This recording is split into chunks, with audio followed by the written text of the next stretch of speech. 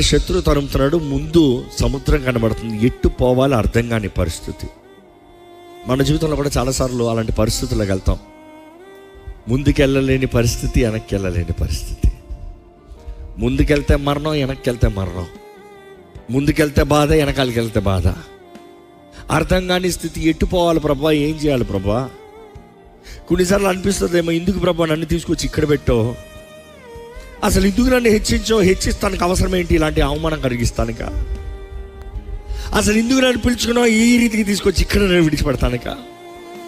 అసలు ఎందుకు నేను నమ్ముకోవాలి? నేను నమ్ముకున్న తర్వాత నా జీవితం ఇలాగ అవమానపరచబడతానుక? అసలు ఎందుకు నిన్ను సేవించాలి? నేను సేవించిన దానికి ఇటువంటి దిక్కెందుకు అనేది మనలో పాకినప్పుడు, భయం మనకు కలిగినప్పుడు, ముందు వెనకాల అర్థం కాని పరిస్థితుల్లో మనం అనేక సార్లు మనం అన్న మాట కూడా ఇదే, ఎందుకు నన్ను ఇక్కడ తీసుకొచ్చు, ఎందుకు నాకు ఈ బ్రతుకు, ఎందుకు నాకు ఇది? అనేక సార్లు మన ప్రార్థన ఉంటుంది, ఐఎమ్ డన్. నీకు ఈ రోజున్న ఈ పరిస్థితి ఇంకా రాకూడదు. ఇంకా ఈ రోజున్న ఈ కలవరం, ఈ శత్రు, ఈ కన్ఫ్యూజన్ ఇంకా రాకూడదు.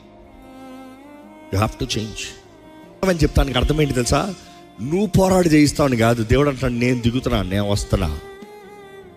ఎందుకంటే చాలామంది వారి జీవితంలో సమస్యలు ఉన్నదప్పుడు వారు ఏం చేస్తారు తెలుసా?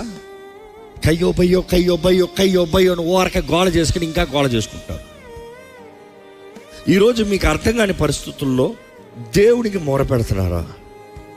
మొరపెడితే దేవుడు జవాబిస్తాడు. ఎప్పుడు జ్ఞాపకం చేసుకోండి, చాలామంది దేవుడికి మొరపెట్టకుండా మనుషులకు మొరపెడతాం. We ask for help from people.